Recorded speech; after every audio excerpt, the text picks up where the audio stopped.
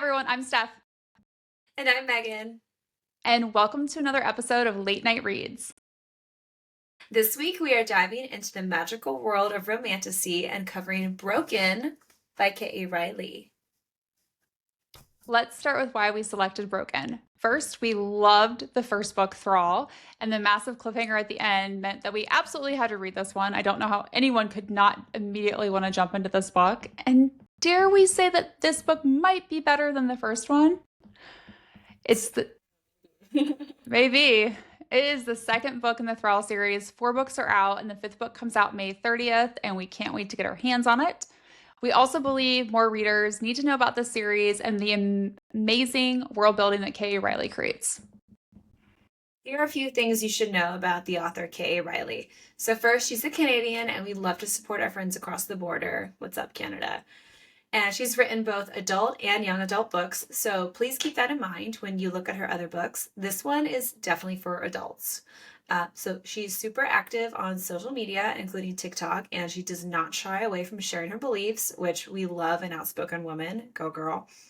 She's written more than 40 books within the fantasy genre, with all of them being part of various series. So if you love one, you're probably going to love them all.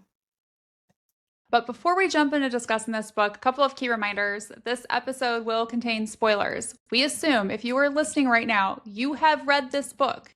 Do not come at us that we're going to share spoilers. You have been warned. Also, this book does contain topics that may be sensitive for some readers, including blood, death, emotional abuse, sexual assault, and violence. Now let's talk about our tropes. First, we have a fake relationship, which I think it still does count as a trope, even though it's not necessarily between the two main characters. So this one is going to be between Talin and Shara. You'll find out a little bit in a second. But I think it still counts because it's a big part of the story. And then we have Forbidden Love, which we will get into, and Fated Mates. But again, she doesn't talk about it like Fated Mates. She talks about it like being tethered to someone. We also have more secrets in this book than we had in the first book, if that's even possible. And then one of my favorite tropes that comes into play, which is the touch her and die trope. We saw this maybe like a hint of it in book 1 when Shara was attacked by the intruder.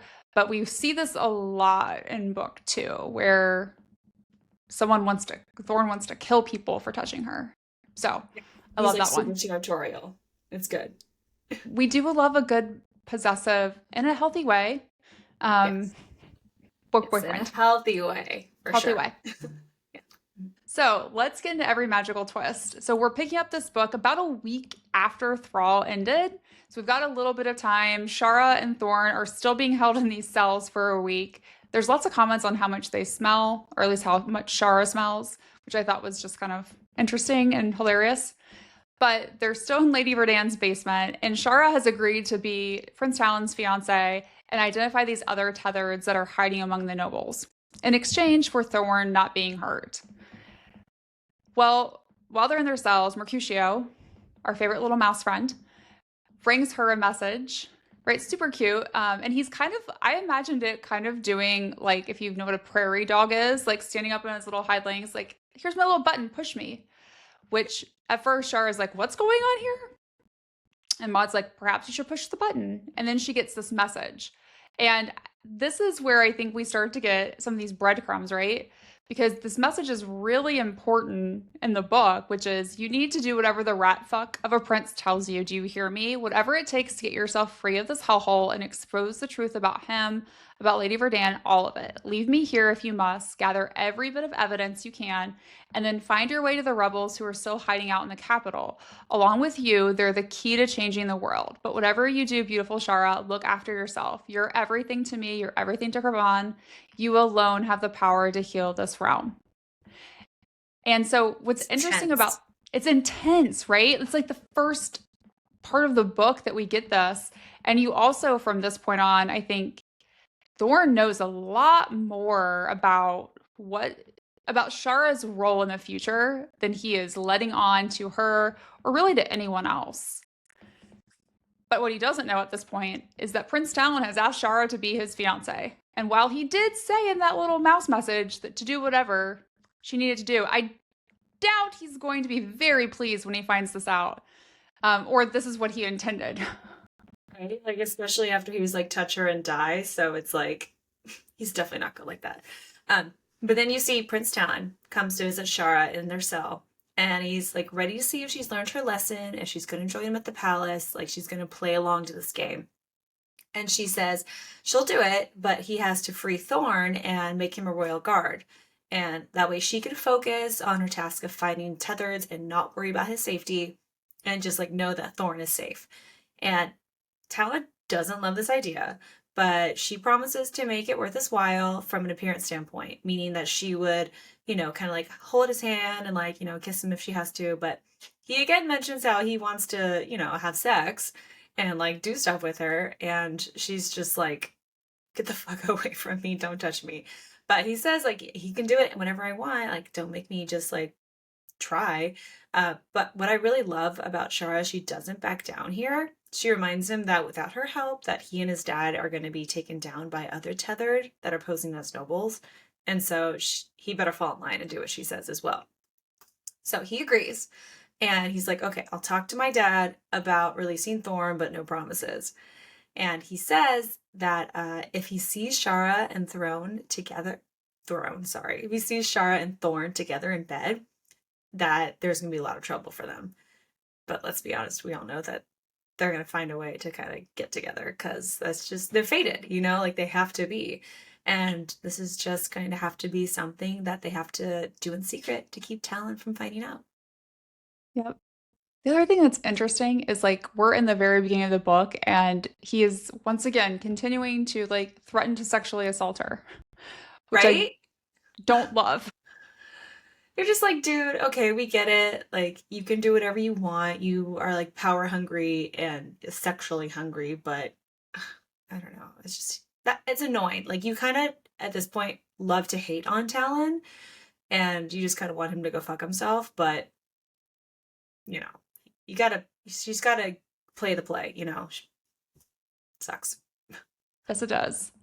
But then we get to meet Valera, who is a netic, which means, or at least what we learn at this point, she can manipulate objects with her mind. And she has a much bigger role in the book than I think at least I thought when I first started reading this section. And she's a member of the prince's personal guard and was sent to collect Shara. And let's just say, like, she is not a fan of Shara at this initial point. And she seems to, for some weird reason, actually like Talon and like threatens to kill Shara within like a few minutes of meeting her. And I just remember when I read this, I was like, blink twice if you're being held against your will, Valera. Like, what is going on? Right. You're like, are you sure we're talking about the same Talon prince dude here who just like threatened to sexually assault Shara? Like, are you sure you like him? I Like, don't same guy? know. So you sure? You sure about this? But you later learn like, okay, like she has her reasons. But in the Which beginning, are yeah, you're like, like, what is going on? Like, what have you been drugged? I don't know what's happening. But it's interesting because she takes like even with Shara leaving Lady Verdant's house to go to the palace, like the whole thought of appearances being so important. Like they take a flyer, they try and transport her to the palace in like a secretive way because they don't want people to see Shara, who smells and has been in a dungeon for a week, coming into the palace, and then 2 seconds later being told that she's the prince's fiance. But given, I was gonna say, Valera's attitude towards Shara and her affinity for the prince, um, it's you get this really fun scene where Shara's like reassuring her, like, I'm not going to sleep with him. And at first, you're like, oh, it's because like Valera likes him or they have yeah, like something going on. is she in love? Is she in love with him? And like, yeah, like an ex-girlfriend kind of a situation. Like, what's going on here? Or like an unrequited love where she pines after him is like what my first thought was. And Valera's like, promise that you won't. And I'm just like, okay, so this is like girl code. We're not going to go after my man, I guess. So It's like, there's don't worry, I don't think she will. I, I'm confused why you want him, Valera. Or what kind of like romantic relationship she has with him. And he's definitely like a bad boy, right? Like I think that's what you get with Prince Talon at this point in the book, which normally is like a trope I'm really into, is like the really bad boys. But he like crosses the line. I Yeah, like the he's bad like, boys that ooh. are Yeah. You bad boy. Like you're a bad boy and an asshole. Ugh, I just want like the bad boy, not like the dangerous, violent, threatens to sexually assault people. I don't want any of that. No, thank you. So then Valera and Shara enter the palace through this like system of tunnels. And Shara learns then that a tethered once tried to escape using the tunnels, but it didn't go so well. So this is the story of the first time we hear about a woman in the palace who's abused. And Shara thinks that that has to be Talin causing her to ask Valera if Talon's ever hurt her. So she's like, "Are you okay? You know, are you like again like blink twice if you need to escape." But she doesn't really respond well to that. So Shara just doesn't really know when it's okay to talk to her, when it's not okay. And Valera is very clear, like, we are not friends. Like, I am not here to help you. Like, I'm only here to help Talon. So leave me alone. But then we get to meet Archer. And Archer, we find out, has a little thing going on with Valera because they are like super close to each other, always help each other out. And he's the one who helps Valera sneak Shara into the palace and promises to keep it a secret. And, we're not sure again, like, are they just friends? Are they, mates themselves? But Archer does make a really interesting statement. That's a good, like, breadcrumb for the rest of our book. And he says, let's just hope he's never done with you then, for both of our sakes. But maybe having her here will mean some relief for you, because the prince demands far too much of your attention. So it's kind of now like, is the prince the one who is like always up in Valera's grill and she just goes along with it? Or she is okay with it and she like loves him too? But either way, like, we know now that there's something like love triangle wise going on between Talon, Archer, and Valera. And Shara is just like observing it all, and she's like stuck in the middle of it. She doesn't want to be. It's very awkward. This was the point I think in the when he says that about he demands far too much of your attention. I was like, okay, Valera and Talon have sex, and also I like Archer. I don't know why, but I got like that sense. He reminded me of Riddick from Yes, I could see that. like just some of his comments, and like or some of the smirks or like facial expressions he makes in the book. It reminded me a lot of him. I was like, I hope there's a lot more scenes of him, which there are more in the book, but I really, really enjoyed him. But it's weird that he uses the phrase some relief for you. Yeah. I was like, I've never, what does that mean? Yeah. What What is does she it mean? doing? I'm Well, we can very, kind of maybe guess what she's doing. I've just never heard it like the way he phrased it was so interesting and very intentional. I think that's one thing about Kay Riley is the words that she uses often are very intentional in the book. And at first you're like, why did she use that word? And then later you're like, oh, that's why. So, She likes to drop a lot of breadcrumbs herself, like for the readers to figure out. yes. So, It's nice. but we're back to some Cinderella vibes because now we get to play princess, which who doesn't love to play Yeah. princess? So fun. Right? So Shara goes from like a dungeon. So we went from the tower to like a Cinderella room to the dungeon, and now we're back to an actual Cinderella suite. So it's crazy to kind of think about like that drastic change, which would have to be overwhelming to go from having literally nothing to being in a palace now where you can have whatever you want. I mean, you're still caged. She's still caged, just in much better surroundings. It's a nicer cage. Nicer cage. Gilded cage. Yes, a gilded cage.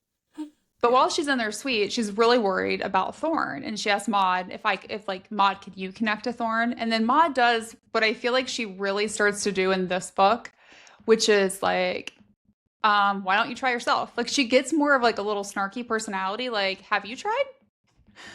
Or it's like when my kids will ask me a question sometimes, I'm like, did you think about that answer in your head first? Because you know that. And this is when you learn that Shara and Thorne can like quasi talk to each other through their minds, which gives me like big Akatar, Ryzan and Farah vibes. It's not as strong as their mind talking, so I'm curious to see how that grows throughout this, throughout the series. But they Yeah. can Or they can even definitely mind talk. Yeah, or even like Xaden and Violet, you know, like they can find the connection to each other through their bonded dragons. So it's like, you know, it's very much like similar world. So if you like those kind of storylines where they have a secret communication, like this is your jam. This is where it gets taken to the next level. Um, and then we have Shara getting taken to meet the king in his private library, which also kind of gives me major like Throne of Glass vibes, where like, you know, Aelin has to like go and meet with the king and be his champion, all that stuff. So Shara is, you know, meeting with the king. He seems initially to kind of be the opposite of the prince, because he is super nice and like warm and is grateful that Shara is going to help him and Talon. And at first, I think, wow, okay, the king's like a good dude. And he tells him how he's worried that Thorne is a danger and that Shara has to prove her loyalty to the king before he can even bring Thorne to the palace. And so again, you're like, okay, she has to prove herself. She has to do all the stuff to save Thorne. And then she goes to a dinner party, and the next night she has to identify a tethered that is posing as a noble. Or the tethered is a noble. It's just they don't know it's a tethered. So if she can do that, then the king promises that things will go well for her and that, you know, she will kind of get her way. So it's kind of like a little cat and mouse. Like you do what I tell you to do, you'll get your way. Let's see what happens. And here we get another little mention of the quiet war that's kind of raging among the nobles in this interaction.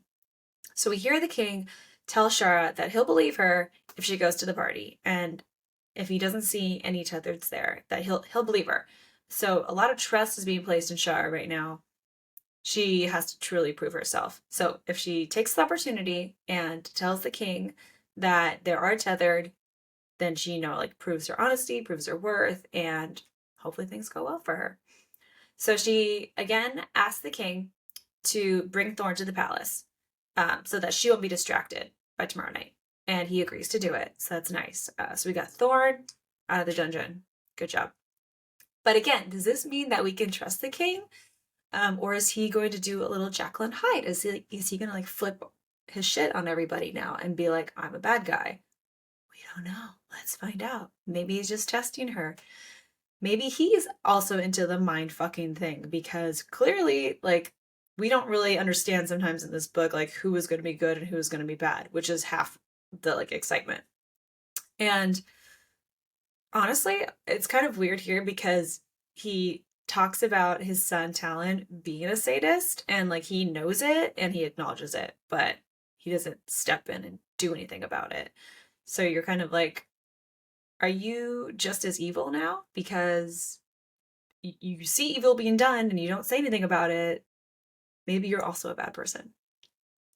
It's like it I felt think a so. little like good cop, bad cop Yeah. when I thought about it, right? Like Talon's the bad cop and the king is the good cop. And obviously, we learn later in the book, right? Like that's not the case. But it was just really interesting at this point to go, oh, is he like a grandpa? Like he's real nice. Oh, I'm so glad she Right? has someone nice. And then I'm like, wait a second. This is not what K.A. Riley does to us. Like I am missing something here. Or is like Talon really running the kingdom and the king is more of like the figurehead? We don't know at this point.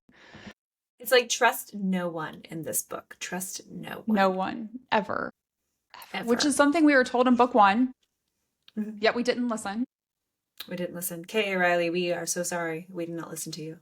We did not listen. But then we get Talon who is bringing dinner to Shara's suite, which like when he does these like quasi nice things, I'm like, oh, we're back to the mind fucking. Thorne's not mind fucking her now. We got Talon doing it, and all I thought of is she's been like in the dungeon for 7 days. The book does not describe it this way.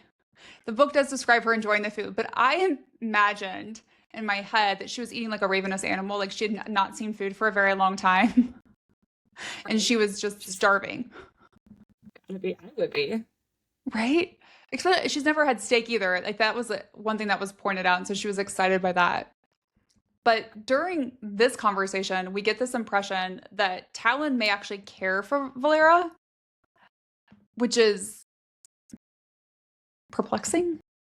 It's like, but yeah, it's like how can somebody who has no soul, honestly, like love and care for somebody else. But I don't know. It's interesting. We'll get into this. We're really trying not to like reveal too much at this moment to you guys because we know what happens later. And so do you that you've read this book, but we're just like, so much stuff, right? There's so much to unpack here. There is. And he says, which is kind of gives us a hint to Valera, right? And her power is that she is the greatest drug known to humankind if she cares about you enough to offer her services. So I'm like, that is an interesting way to describe her. Also, when he said services, my mind went to the gutter, which Yeah, I mean it's Talon, so I mean clearly his did as well. So my thought was like, oh, does he mean that she's just like really good in bed? Because like what else could he be talking about based on what we know about the powers of tethers at this point? Yeah. Although it's like the greatest drug known to humankind, does she have a magical vagina? Maybe that can like maybe or is she's that like love? Literally, or is that love? Or yeah. That was the Or other both. thing I thought. But then I was like, I don't know if Talon's capable of love. I don't know. We learn a lot about him. But he drops a bomb that they're going to go to dinner tomorrow at the prefect's house, which that guy, I didn't love him in book 1, still don't love him in book 2. And it brings up a lot of questions for Shara. It made me think of when she had to go to the ball in book 1. Now she has to go to this dinner and she's very worried about if people are going to recognize her and like, how am I going to act like a noble? And she was like, Talon goes, act like an asshole. And I'm like, okay, so no. Great. Just act like a dick and you'll blend in. You'll be fine. Act like you deserve to be there and you're better than everyone else. But then he says the prefect's gonna be more interested in her body than her face. And one of my laugh out loud quotes from the book, which was, I even read this to my husband because he was like, what is wrong with you? I'm gonna try not to like lose it. Talon says to her, the man would fuck a peanut butter sandwich if it had a nice set of tits. So I have 2 questions. 1, where does Kay Riley come up with these hilarious and yet brilliant lines? Because I will remember that for the rest of my days. I can't look at a peanut butter sandwich the same. Right? Is this like an American Pie moment? Like I have a lot of questions. Like it's cute. It's just interesting, right? Like that was a very descriptive choice of how Talon described the prefect. So yes. So basically all she has to do is just like show a revealing outfit and like nobody will care about what's up here. Which, sometimes women can just relate to that. It's like, you know what? Just whatever. I think that's a theme throughout this whole book though, is that like women are looked at differently. Mm-hmm. Yeah. It just matters what you look like, honestly, as well. So Talon also gives Shara a really big engagement ring because again, they have to be engaged. And he's like, you need to work on your acting skills because she cannot control her face when she's around him or really anyone. But again, that's because like she's not used to this whole world. She's not used to having to pretend to be a noble. She's used to just trying to be invisible, honestly, and like not have the attention on her. So all of a sudden she has to, act a certain way, dress a certain way, show off this like big old fancy engagement ring like she's been there before. And, it's just like a whole big like whirlwind for Shara. So I feel for her. And then he also tells her that Thorne is going to come to the palace to serve as a royal guard. But he warns her that, again, if she is found betraying him with Thorne, then he's going to, like, literally break Thorne's body apart and pretty much, like, have Shara brought to his room for her own special punishment. So, again, it's him saying that, like, if you don't do what you're told, and if I don't like what you're doing, and I catch you with Thorne, he's going to get hurt and I am going to have my way with you to like punish you, which you're just kind of like, what the fuck, Talon? Like, why do you have such a power trip? It's just ridiculous. But again, like he's just kind of like a not so great guy. So, but we're happy that Thorne's going to be at the dinner. and Shara gets to see him, and they actually end up traveling together. So we have in this like little like pod thingy, we have Shara, Thorne, Talon, and Valera. And in this little like compartment thing, we hear Talon admit that he's very fond of Valera and he believes that she would die for him. So again, something's going on with Talon and Valera. They're like BFFs. We don't know why Valera likes him though. And he finds out that she actually was a crimson status, so like she has really strong powers, but he had it revoked so that she would never have to be in the championship and that he could just kind of like help her in life. And so now you kind of see a little bit of a soft side to him, like why would he do that for her? But he just, he clearly cares for her, but again, why even have the Crimson Championship anyway? Like just, tell her not to participate. It's weird that he has to like have the specific thing removed so that she wouldn't even get forced into it. But their whole world is crazy. But again, this is another little breadcrumb that we get for what's going to come next in the book for us. So she doesn't have to fight anybody, but she could if she had to. And one of the things that I thought that kind of like started flipping a little bit of a switch for me was I thought the Crimson Championship was Talon's thing. Like that's what we're led to believe in book one. But like his comments here make it sound like if it's his thing and he's in charge of it, why couldn't he control who participates? Why would he need to revoke that status from her, right? It's kind of like if you're in charge of this championship and you want it to occur, then wouldn't you get to decide who participates? So it's interesting that there's more to it, right? Clearly that we learn. But the next day, Shara runs into Archer and he confirms because he has like zero filter, which is one thing that Valera says like earlier, like he can't keep his mouth shut. Clearly every interaction with him, he shares more than he should. But he says that Talon, I do too. He's a British. He is. And it's good for, I think, the book too. You get like this kind of, it's very serious and then he's just kind of jovial. But also relief. sad. Very much so. And he says that Talon and Valera have sex regularly. And Shara's like, well, does she want that? And he says, like, the way he phrases things are so unique. He's like, there's no right way to answer that question. Besides, you'd have to ask her. Let's just say it helps keep the prince from blowing a gasket. She's saving all of us from the worst side of Talon. And that's when I was like, wait a second. What does that mean? Like, what does it mean that she's saving everyone from the worst side of Talon? Like, he could be worse? Because at this point, I'm like, he's a monster. Like, what else worse is there? Well, spoiler alert for everyone's read the book. He's a lot worse. He's a lot worse. He's a lot worse. But also isn't, which is very complex and confusing. But he mentions, right, that he knows what it's like to be with someone when you can't, and that Valera is as fragile as glass. So this is where I start going, okay, are Valera and Archer, are they potentially tethered? And then are there more people tethered than we think? Like, does everyone that's tethered have a tethered? Yeah. Because why else would they be called tethered if they didn't all have them? Right, exactly.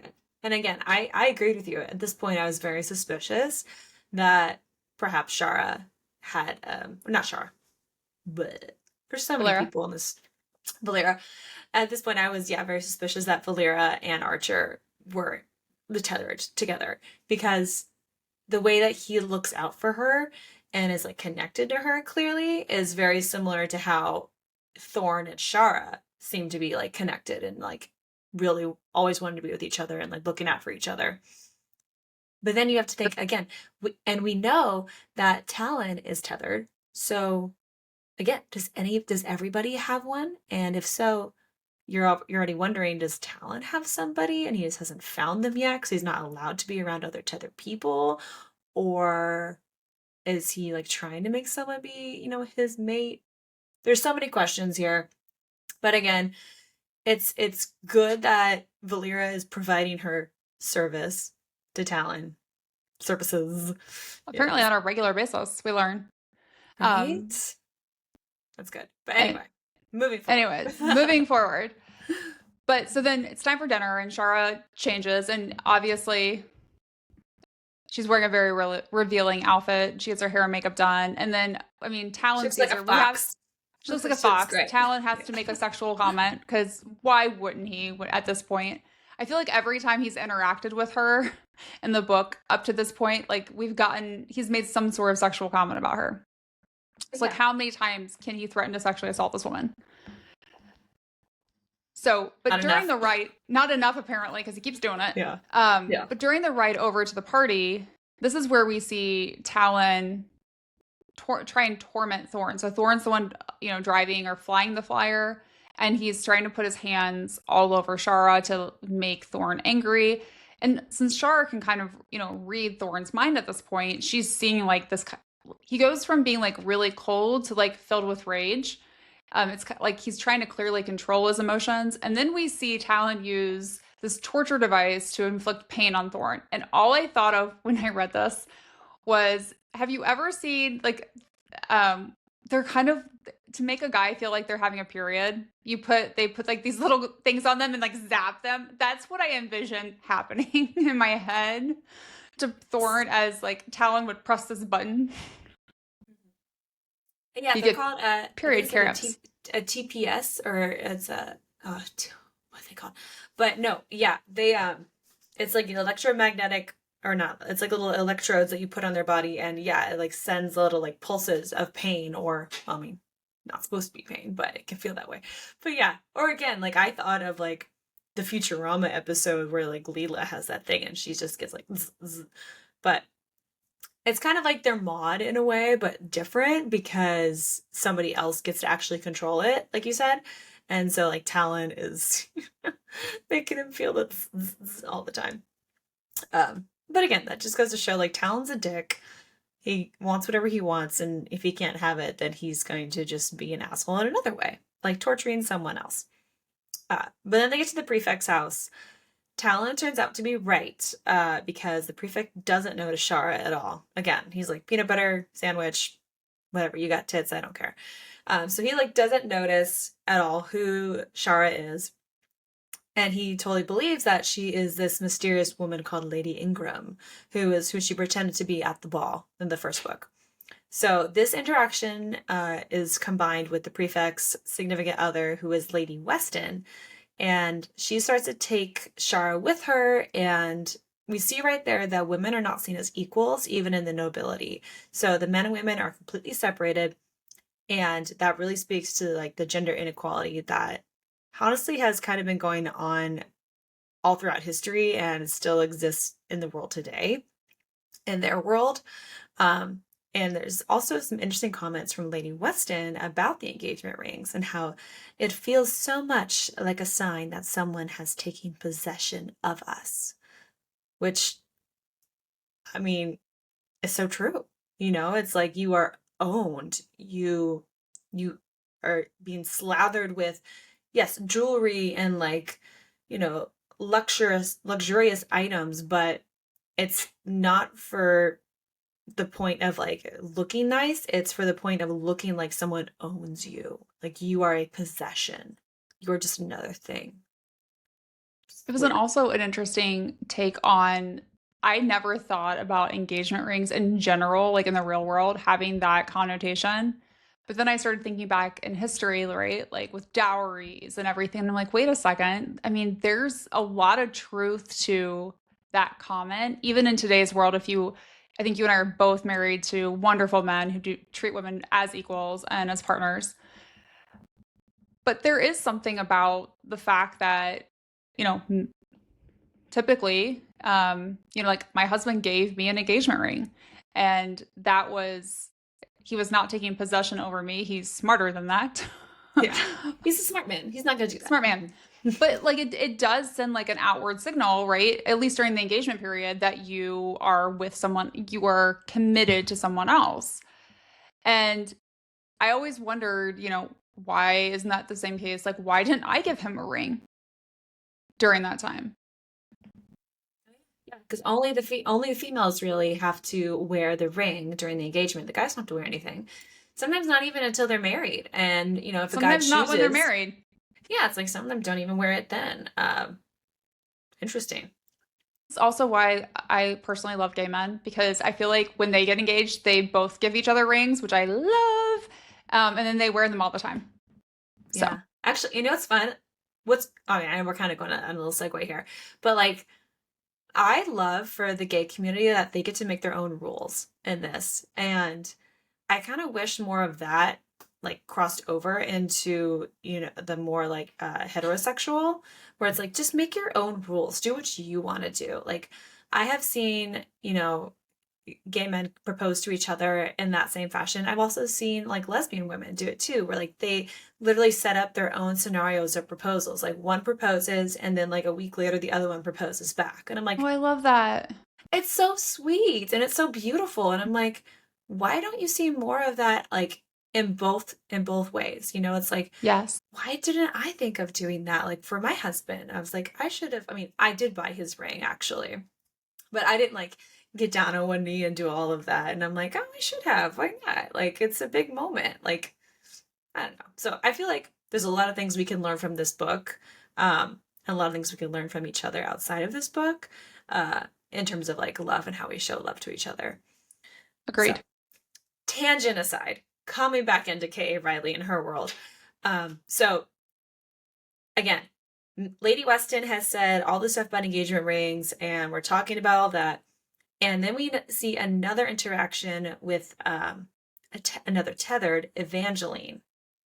And this is actually somebody who works for Lady Weston.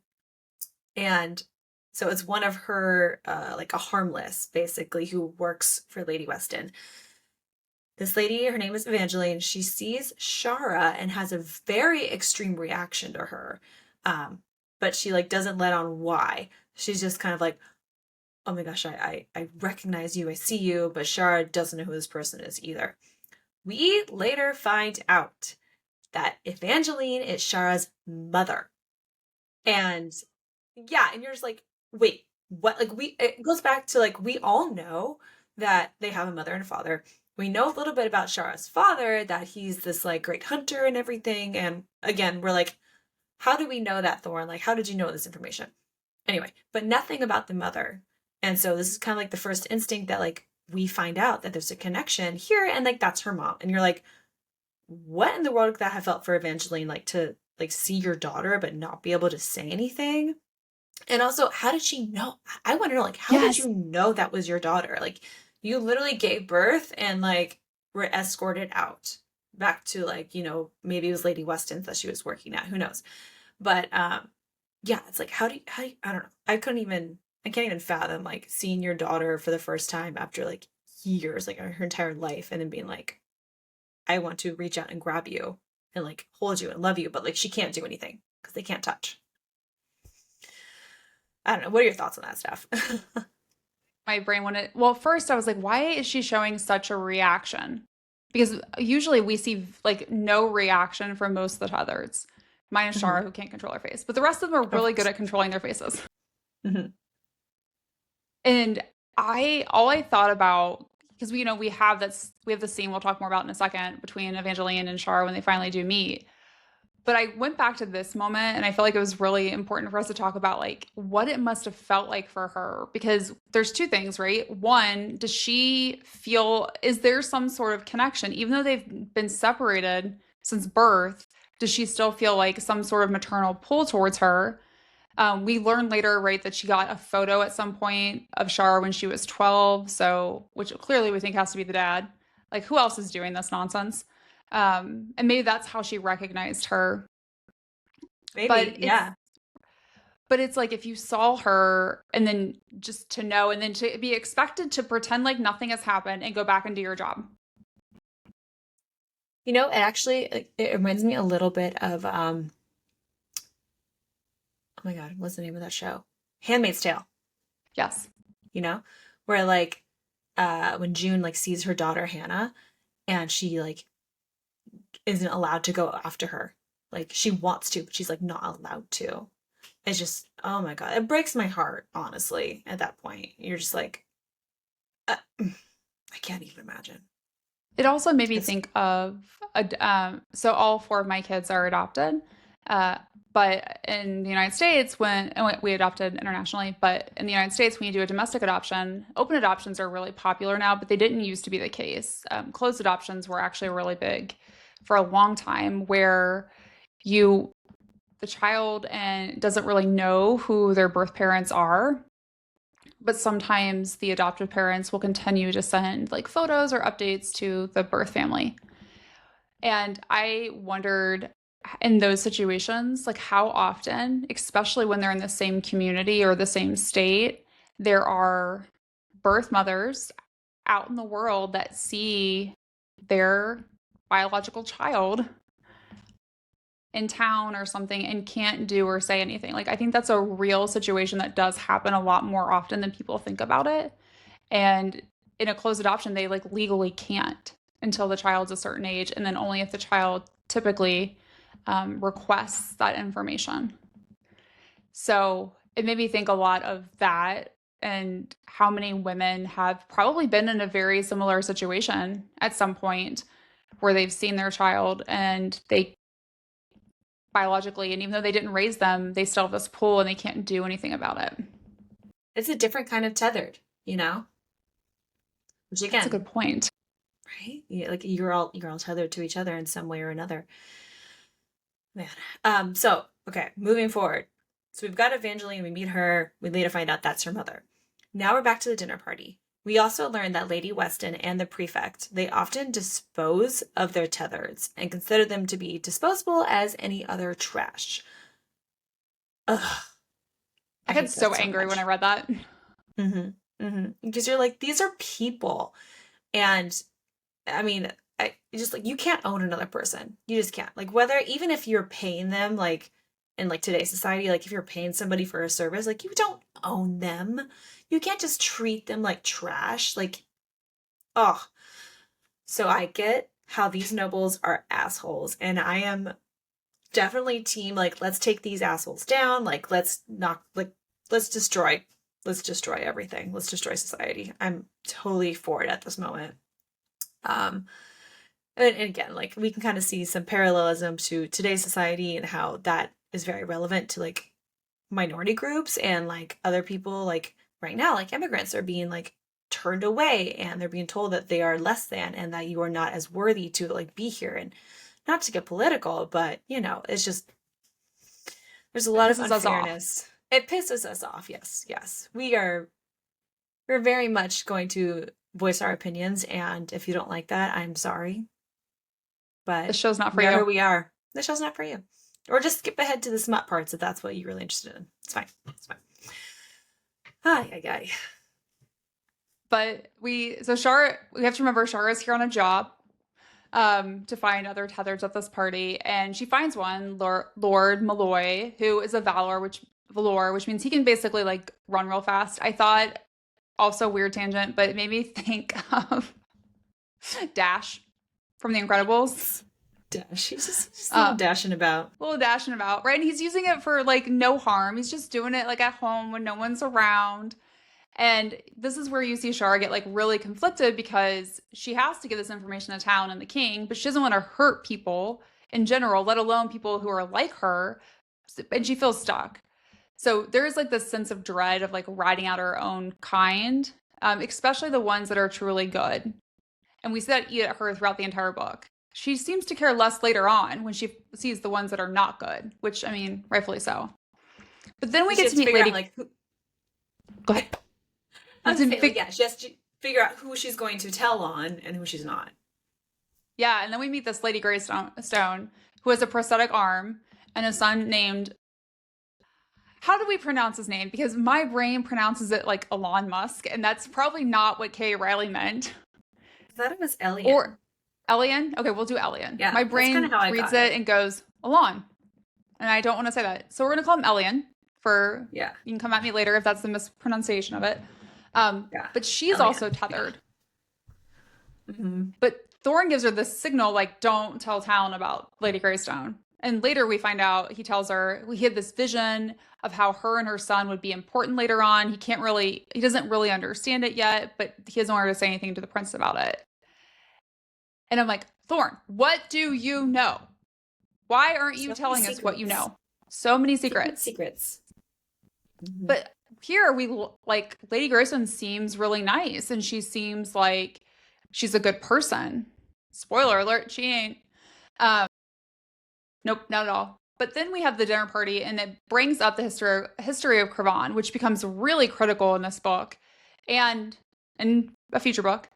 And how no one has seen these true secret histories. They're like locked in a vault and no one can get into, which is how are people supposed to see them? And I guess that's the point. And it made me think of there's like a line in I think it's in Fourth Wing where it talks about how like it takes one generation to like rewrite history, right? Basically this whole thought of like if a generation chooses to rewrite history, then another generation learns it and then repeats it to the following generation, like that becomes history. So it made me think of how much of that has happened in the world that they're living in right now. And so powerful men do try and rewrite history. We're seeing that happen in the like today in real life. And it's often the winners of, war, or the winners of whatever side of history. They're the ones who get their story told. They're the ones who get to rewrite history. And told the way they want it to be told. One of the things I love about Shara is she's just like, I'm gonna get my hands on these texts. I'm gonna figure it out. I have no idea what's in them. I have no idea how I'm gonna do this, but it's important for the truth to come out. And I feel like that is such an fundamental piece of this book. We see it start in book one, but it really continues in book two that the truth has to come out. And I feel like that is also so critical to where we are at in today's world. I did not mean to get really political on this episode, yet here we are because I'm I just like, know. damn We it. kind of did. We kind of did. Oopsies. Oopsies. If the world wasn't burning right now, I wouldn't have to talk about it. But yet here we are. Right. Okay, we will talk for a second now about what we all do truly love, which is the sexual tension between Shara and Thorne. So we later get some like really great hot fucking scenes.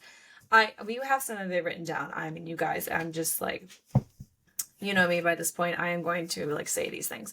So he says, I would tear that beautiful dress off of you and fall to my knees before you. My tongue and lips would show you every pleasure imaginable. Fuck, I can still taste you, Shara. Your scent surrounds me like a constant torment and a delight every second of every day. Just know I'm starved for you, and I will not be satisfied until I've got my mouth on you. And you're just like,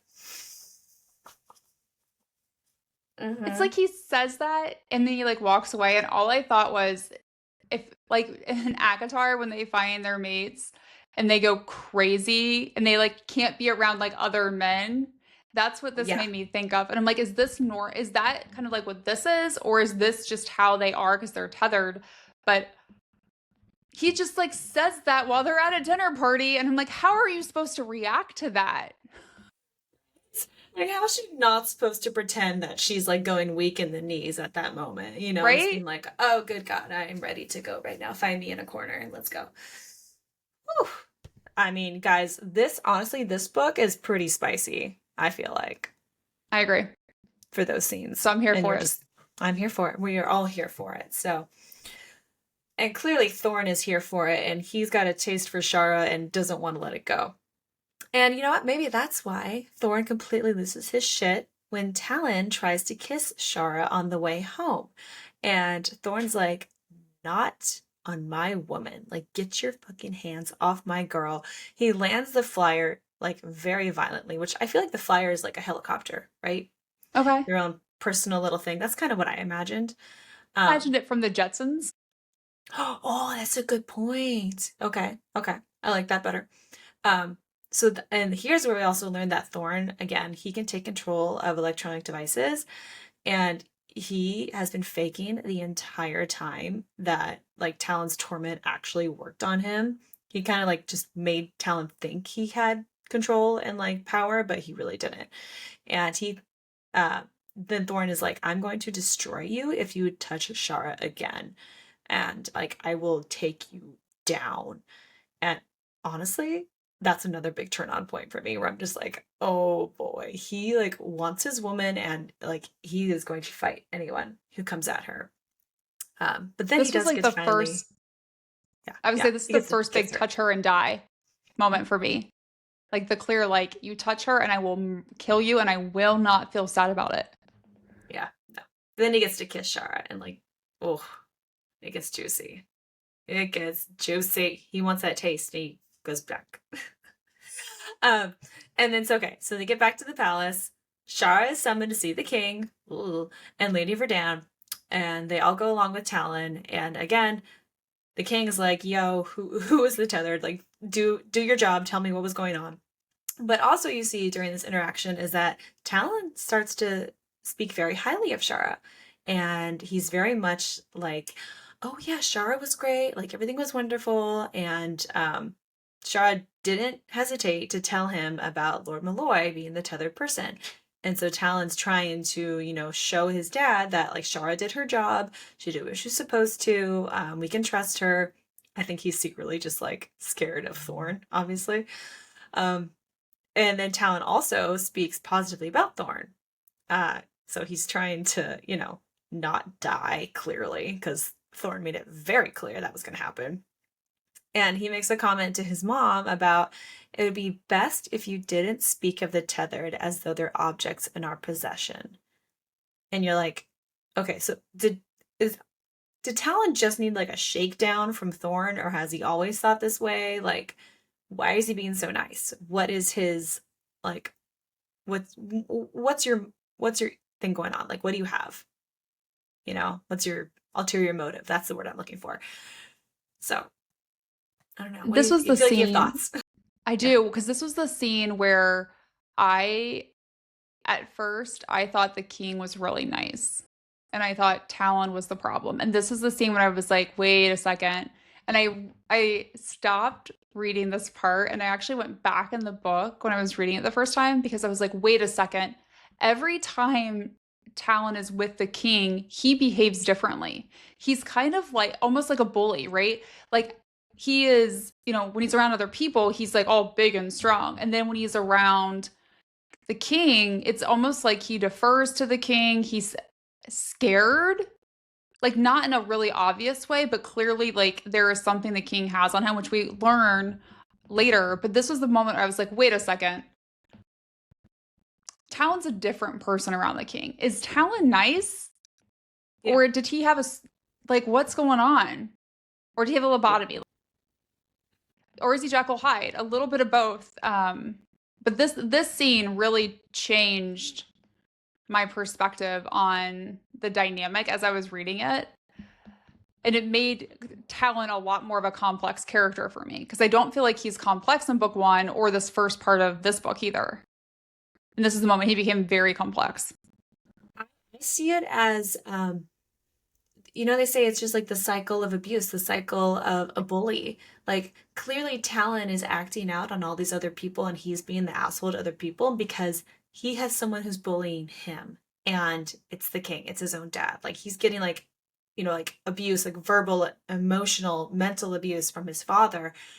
And he's trying to like stand up and like act like he's brave in front of his dad, so that like he doesn't get abused by his dad, and when his dad's not around, then he's the abuser. So it's just like that cycle, and yeah, like you see the complexity for Talon and his relationship with his father and relationship with other people, and you feel bad for him in a way, even though deep down we also like kind of hate him because he just wants to like be a dick to everybody, but you're also like, I don't blame you necessarily because you've kind of had a rough life.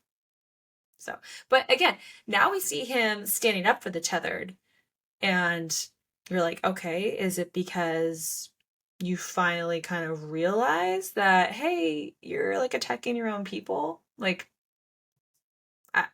we got a lot to unpack with Talon, and we're just getting started with him. And then we also learn here from the king that another ball is coming up in the week, and it's at a house where all the histories are stored. So the mysteries that we want to find out about, like what happened in the past, what's going on, that's where this ball is coming. And the king says, you're going to go. And We also find out here that Shara's father is a wanted fugitive and is known to be a cruel and vicious creature. Uh, so, so she just met her mom, unknowingly to her, and she finds out that the man who fathered her is like a known rebel. People want to take him out, and he's not known to be a nice guy. Is this true? Is this not true? We don't know anything. We're like, we don't know what the history of the world is. We don't know the history of her father. We barely know her history. So does she. But it's interesting. It is. It's also like looking back, it's also funny to hear the king say that about her father when, pot meet kettle. Um, but if the night wasn't dramatic enough, we have Valera. Well, one thing to say about all this book, what we've went through, I think has occurred in like a handful of days. Like there's so much that gets packed into this very short period of time. And then we have this night where Valera is badly attacked and Shara has to heal her. And so Shara finds her with Talin. And of course, she assumes that Talin attacked Valera, which, I mean, all of us assumed, right? Because who else would it be? And he swears he doesn't. And Valera says the same thing, but it's also like blink twice if you're being held against your will. And then Talin asked Shara not to tell anyone what happened. And I was just like, what are we supposed to think at that point? Like, he doesn't want anyone to know that Valera was attacked and he might have done it. Is there something else going on? Because one minute, like, you're an asshole, but then you're nice, but then you might have attacked Valera, but then now you're worried about her and you're going to take care of her in bed later in a non-sexual way. Maybe. But what's interesting is I didn't see this the first time I read it. But in this scene, we learn that Talin has said before they went to see the king and Lady Verdane and tell them about the tethered, Talin said that Valera was waiting for him in his room, and the king's quarters are down the hall. And we learn later that the king is the one that attacked Valera. And I'm like, we were breadcrumbed that and I didn't see that. Because sometimes I feel like Kay Riley drops these breadcrumbs and for you to find, or for you to go like, you did kind of tell me that. And then there are other times where it comes out of nowhere and I was like, I should have known, because that comment was kind of like, why was it necessary? This is why. Yeah.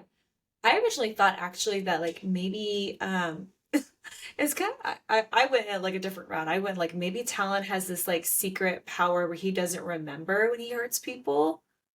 Like maybe not necessarily like turns into like a werewolf kind of a thing, but like he turns into something and has no memory of attacking people. And maybe that's where Valera comes into play and like she can like bring him back to reality or something. I love Like that. that's where I had gone with it. And then like obviously we find out like that's not the truth. But again, it makes your mind go like, who attacked her? Why is this a secret? What's happening like with the king and why is he doing this to Valera? We'll find out. But yeah, it was really interesting. Mm-hmm. Yeah, it was like a really important scene. I was like, this has been a long day. And then we get some hot sex between Thorne and Shara in the maze, which we'll talk more about in a few details, or in a few minutes. I'm already getting flustered. We'll talk more about those details in a few minutes. Whew. Yeah. Don't worry, like, I already got it bookmarked, guys. I already got it bookmarked in here. It's excellent. But Valera then comes to see Shara later that night. So clearly the healing has worked because Valera can leave the room and says thank you. And it's at this moment, like, I think Valera starts to change her perception of Shara and seems to care about her safety, because she shares that Talon is broken because we learned that he did have a tethered mate who died, and that death basically destroyed them. And this is like the first time we learn that if a tethered mate tether is broken, it's a lot of tethering, it really like kills the other person, which is very similar to what we've seen in other books with fated mates. And so Talon can still feel that agony from that when she died, and he can't experience joy anymore. And so when he loses control, like there's a lot of chaos and it threatens everyone's safety. And this is when also Valera shares that it's like some girl talk, right? That she's tethered to Archer and how she sleeps with Talon for the good of the realm. Like, talk about taking one for the team. Um, and she is, and this is where we find out like she's actually extracting pain from him to help temper his mood, and that he's not as powerful as everyone thinks. Which then, because we just had that scene right beforehand, right, where Talon's with the king and Lady Verdane, and we got that sense. And now it's kind of like you have Valera confirming that he's not as powerful. I mean, he is and he isn't, right? He's very broken inside, and I felt bad for Talon in this moment. And then I also, part of me still thought, blink twice if you're being Right. if you're being held against Yeah. your will, Valera. Yeah. You start to, I mean, again, like at the very beginning of this book, you seriously still hate Talon. You're like, you're an asshole. You just want to like have, you're power hungry, take it out on other people. You're a bully. And we find out why that is, his pain behind it, which is true because every bully has pain behind their eyes, behind their body, that like that's why they act this way. They are broken inside. And he literally had his mate taken away. And it just you feel like also like Valera is kind of like the hero in that scenario because she literally is saving everybody from the worst of the worst that could ever happen with Talon. Like if he lets his power explode, everyone in the world would die. Like he's like a nuclear bomb about to set off, and she's the one who's taking it for the team. And the best way she can do that is by sleeping with him or just like being near him and like being his like outlet, his like what do you want to call it? What's that called? I cannot think what it's called. I was gonna say the word that came into my head is not what you're thinking, but it was boothing. She's a little boo thing. It's a little boothing. Not what I'm sure you're going for, but that's where my brain went. Yeah. I was thinking more so like an alloy or something, like what Violet has. She has that little like chamber that like holds all of the like volts and everything. Oh, what's that called? You guys know what I'm saying. I know. Yes. Yeah. Conduit. That's the word. Okay. So Sorry. not boothing. A boothing conduit, if you will. Yes. Yeah. Valera takes his pain away so he doesn't kill everyone. Anyway, that's fun. So you feel for Talon in that moment. You're like, okay, you're not as much of a dick as we all think you are, but like you still kind of act like it. So, there's a little bit of grace given to him, but not much. But then Valera drops another little breadcrumb for Shara. She says, I'm going to help you out, like girl to girl, like you helped me, I'm telling you this, and I'm going to give you a secret. You need to go talk to Evangeline. And she doesn't exactly tell her why during this conversation, but we find out that Valera knows that Evangeline is Shara's mother, and she's like, you need to go talk to her. And when it's time for Shara to go and meet her mom, who also happens to be a healer just like her, Evangeline tells Shara that she has a sister. And Evangeline doesn't know where she is. And she only knows that like her father is in the capital, and he has actually become dangerous and unpredictable. And so it's kind of like a crazy moment in this scene where like Shara is finally meeting her mother and finding out that she has a sibling, and like, yeah, the rumors about your father are true. And it's just like so much in her world right now that like I don't even know how to unpack that for her, other than like, girl, you just got to keep doing the next best thing that you can do. Like, we got to find your sister. We got to find your dad. We got to help your mom get out of this craziness. And you got to, like, take care of the world. Like, no big deal. And survive. No big deal. And survive. It's no fine. big deal. It's fine. It's fine. And then Shara's next interaction comes up with the king. And we find out that he is very much aware of the relationship between Talon and Valera. And he knows that, like, Talon is hurt because, he killed Talon's mate. So the king is a dick. This is where Talon gets it from. And he thinks that Talon is pathetic. And he's like, I don't see, why he has to always leech onto Valera. Like, why can't you just handle it?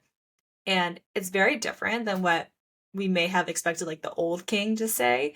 Like, when we thought he was a nice guy and he was, like, a super, like, sweet, like, grandpa, fatherly figure. And now we see that he's really just kind of similar to the dad, again, in Succession, where he's just like, I expect more of you. Like, do your part. Don't be a little pussy. Uh, and he also seems to suggest that Shara does find a way to be with Thorne at the party. And we're like, wait, what? You want them to be together? Why? Is this a trap? That's what I Be a thought trap. too. Is this a trap? Mm-hmm. Mm-hmm. It's gotta be a trap. So we're like, okay, so we're gonna find out what happens here. But right now we're gonna talk about the scene between Shara and Archer. So we learn a lot now about he's emotionally impacted by Valera sleeping with Talon, which of course, I mean, the person that you love and you're fated with is sleeping with someone else and is like literally just sacrificing herself for the good of the realm. That's a lot for Archer to handle. And so we really have to appreciate those small moments that he has where he can be with Valera and he can be open and honest about everything. And the other important thing we find from this conversation with Archer is he tells Shara about the capital.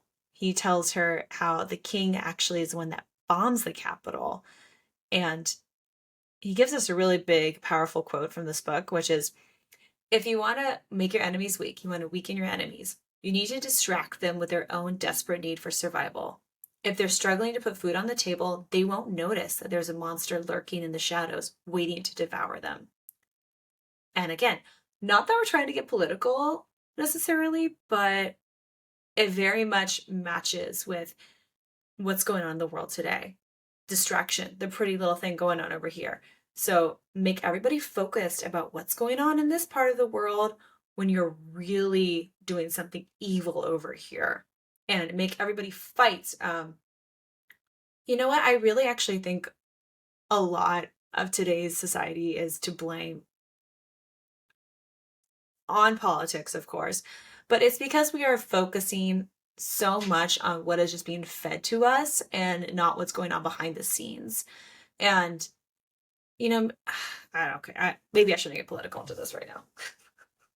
It's really hard not to though right now. I mean, honestly, like it's really hard not to when I read this and I was like, okay, tariffs was my first thought, right? Which are going to make everything more expensive for literally, I mean, we're in the United States, but everyone.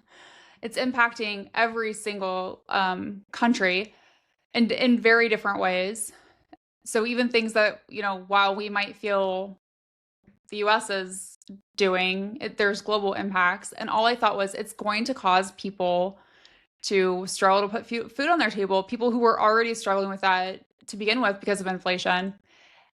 And what is it trying to distract us from? Like what is the underlying thing that's happening? Because the reality is that's what happens in war.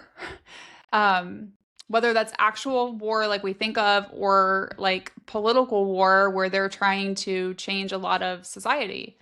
And so this book really hit home a lot for kind of where the world is today. And I know she wrote it, I guess what, a little over a year ago? It's 2024. 2024. So it's Taylor It Riley, just feel girl.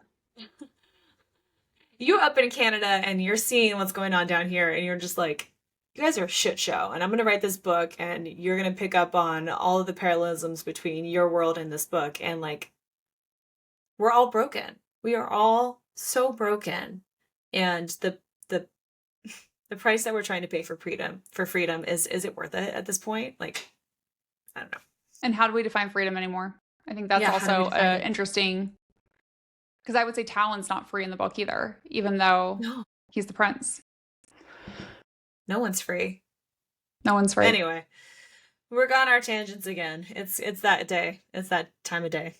I think it's also just the book, right? The book it causes you sometimes romantasy books cause you to fall into a different world and think about and just be like immersed in it. And then there are books that cause you to fall into the world. And I know like Akatar was one of these for me and like think about like relationships and found family different.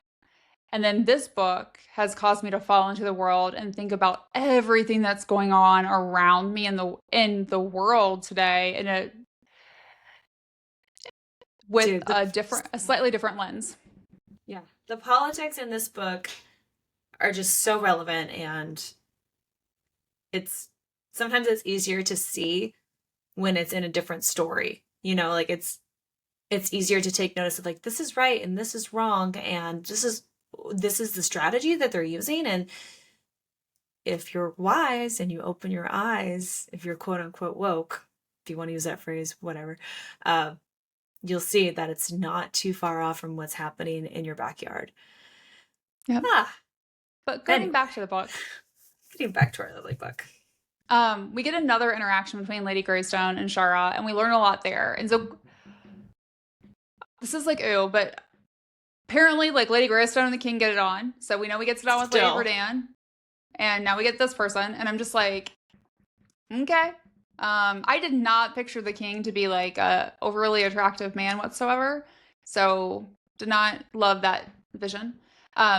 She tells the story that she lost her arm trying to free herself, which makes sense because the arm that she lost is typically the arm where they implant the mod, and that she knows the Hunter/Shadow. And he's supposedly the most powerful tethered in the capital. And it's like this conversation where originally when we first meet Lady Greystone, we think she's really nice. In this conversation, we're like, you're not nice. You're not nice at all. Yeah, we think that like Lady Greystone and her son Ellian are going to be heroes. We think they're going to help us. And all of a sudden, flip, not so much. They're going to be our villains. Yes. Why did we not turn them in? Why did we not? I bet honestly, would it have mattered? Probably not. No, it wouldn't have mattered because I mean, she's sleeping with the king. Yeah, she's like, sleeping I with can the do king, whatever I want. Yeah, with whoever I want. But then it's time for their cocktail party because all the nobles do apparently is spy on each other and have parties. And Talin is completely shit-faced. This is also the time where Valera has promised Shara that she'll distract Talin for like an hour during the event tonight as a thank you for saving her life so Shara can spend some time with Thorne. And I was like, so has Valera gotten Talin shit-faced? Or was that like Talin's own doing? Because we don't know. Maybe, good point. But then we get a good surprise at this cocktail party, which is, and Maud kind of like prods her again. She's like, go inside and like go look around. I'm like, Maud, can't you just be direct? Can't you just tell me what you want me to go do? And she runs into Nev, and we get to see Nev, and they're overjoyed. And Nev's also very confused, like, why are you being called Lady Ingram? Why are you dressed as a noble? What's going on? And then poor Shara has to tell Nev everything that's happened, including the death of Elias, because she doesn't even know anything about that. So there's just been a lot to digest. And then, of course, in true Shara fashion, she's like, I need you to help me. Can you port me into the vault at the ball in a week? And Nev, who is, like, I've always pictured her as very, like, straight-laced, like, I do the right thing, I follow the rules. And Shara's like, hi, I gotta tell you, the world is a lie. Our best friend died. I am now engaged to the prince, and I need you to do something definitely illegal and help port me, which may or may not work, into the vault so I can learn the history and share the truth about all of Kavan. How are you? Like, that's how I envision this conversation. Yeah, it's like, no big deal. This is my life. Yeah, the world is gone to shit. Everything is crazy, but hey, I'm so happy to see you again. Yeah. How are you doing? How are you? How's life over here for you? Yeah, great. And so she, sees Nev, all that happens. And she also finally gets to have her first real conversation with Ellian, who again is Lady Greystone's son. And he seems to be grateful that she hasn't reported him and his mother to the king. But also it's like, would it really matter at the end of the day? Because your mother's sleeping with him. But we also learned here that he can read minds, but he cannot read Shara's. Or at least that's kind of what we think at this point. So his power is much stronger than that because we also learned that he can control minds. So he's just like literally the mind fucker. And he's really good at playing that part. He tells Shara about the different nobles that they're there and which ones are hostile to the king. And she plans to use that information when she's determining which other tethers to actually report to the king. So they're kind of in a way working together. Where he's like, oh yeah, like that's one you should tell on, or that one is like, okay. So you're like, okay, Ellian, are you a good dude? Are you actually like gonna be chill and like help people out here. Spoiler, not so much. We also have another weird conversation between Shara and Lady Greystone, who seems to think that Shara should actually marry the prince, or maybe she should just marry her son Elian. Because she's like, you belong in this world, you should stay here. Like, why would you go back to being a tethered in the way of servitude? Like, you should just stay. And you kind of now see, like, are there arranged marriages in this world too? Like, perhaps. Like Shara already has this whole fake thing going as her being Lady Ingram, so why not just step into it and, go along with everything? But we know that's not Shara's intention. She's not going to do that. She's not going to turn her back on her friends and her loved ones. But, like, is that what happens often? Perhaps. I mean, I could see why somebody would in this world. Like, don't get caught up in the bad shit. Just, like, pretend everything's fine. Like, not a good idea, obviously, but There's a lot of people that do that, though. Mm-hmm. But then we get a hot, sexy scene. So, again, Valera has helped Shara again at this point, and she's like, hey, sneak away. I will go take care of Talon for you. And so Thorne and Shara meet up in the guest house, and there's a very hot and sexy sex scene here. I just do one more. Where is it? Oh, no, I lost it. No. Well, we're going to find out, and Megan's going to deep dive on it in a little bit. I'll deep dive on it. But basically, it's good. You get excited. If you do this one on audiobook, I suggest doing it at nighttime with your significant other and lock your door. Had to lock my door. But after the hot sex, which we will give details on, Shara tells Thorne everything about finding her mom and how she feels about outing these other tethers and what her plan is with Neb to go and see the histories. And Thorne tells her a bit about having some visions of these exact same things. And he warns her about what he's seen, kind of without actually telling her what it is. And again, like, he knows something that he's not saying, and he knows something's going to go wrong, but he doesn't want to tell her. And so as a way of distraction, they have sex again. Yay. Again, this is a spicy book, and I love that. You get a little bit of the plot and you get down to it. And they get a little bit more of the plot and they get back down to it. Which, yep. Thank you, it's Kay the best Riley. of both worlds. It really is. It really is. So next morning we have the king and Lady Verdane, because apparently she's there all the time now. And Shara tells them about the tether. She's at the party. It also becomes clear every time Shara brings up like Lady Greystone or Elian, like Lady Verdane does not like them very much. And then we start getting these comments from the king about how he'll be sorry to lose Shara when the time comes, and she should enjoy herself at the ball. And so this is the first time where, like, Shara is starting to go, okay, I probably maybe shouldn't trust the king. There's something else going on. And then we find out Lord Malloy is dead, but it was probably a heart attack, or maybe he was murdered. Like, I mean, I'm pretty sure it was the murdered part. He gets invited over to play tennis, right? Play tennis, and then suddenly dies after being outed as a tethered to the king. Okay, yeah. Coincidence? Sure. Accidental death. No. Yeah. But then we get another hot sex scene with Thorne and Shara. So much good spice in this book. So we can't wait to get to the hot and steamy section, because this book is fire. But it's time for the ball. It's time for the ball now. And Thorne shares that he has numerous visions of the ball, but he won't really tell Shara what those visions are of, just like everything will be fine. And that the one vision he does share is that Lady Greystone and Elian at some point are standing over Talon's bloody body. So it's like, okay, this is a different ball than I would have thought of. But given that the last one that she went to had the championship in it, where people had to fight to the death, I guess maybe this is just balls in this world. But she goes to the ball, and then go ahead. I would say it's like Gladiator in a way, where you're just like, here's your entertainment for the evening, death. And you're like, oh, Death in Dresses.